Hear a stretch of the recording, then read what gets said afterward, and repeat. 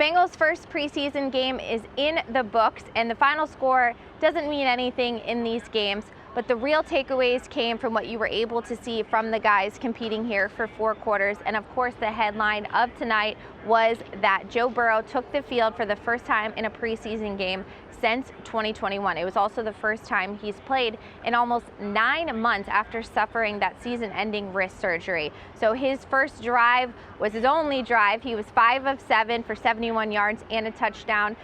Following the game, when asked, Zach Taylor said he thought his quarterback looked particularly sharp. Joe Burrow, of course, reiterated there's still room for growth, but he was pleased with what he was able to do, and it just seemed like the usual Burrow you're used to seeing in there, especially when he was able to connect with T. Higgins. So I feel like the Bengals offensive staff and Burrow feel like they were really able to get a lot out of that one drive that will likely be Burrow's only time playing in the preseason because of the 2 joint practices coming up against the Bears next week and the Colts to close out the preseason. So it doesn't really seem like there's a need for Burrow to continue to get more preseason reps in games because, of course, the most important thing is that he is healthy. Moving on, the second biggest takeaway for me tonight was the play of these 3 rookies. Amarius Mims was the starting right tackle. He was out there when Burrow was under center, and that's a sign that, of course, Trent Brown is still very much in the mix in terms of competing because he's still working his way back on the field.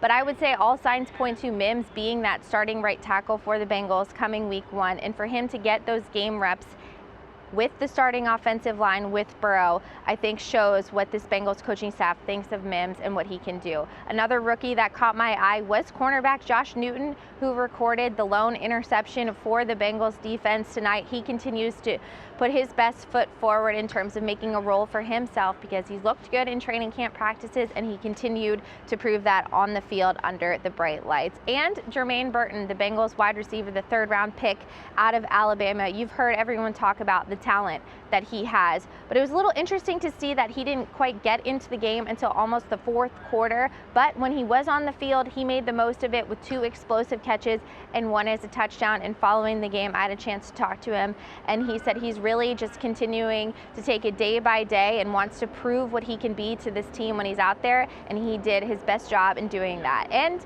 my final takeaway was that there were no injuries, and for the preseason, the most important thing is that this team gets out of these games without any serious injuries. Of course, bumps and bruises will come along with the play, but there was no serious injury, and that is a win for the Bengals. All right, that's it for some post-game takeaways here at Paycor Stadium. We'll talk to you next week as the Bengals get ready to take on the Bears in preseason game 2.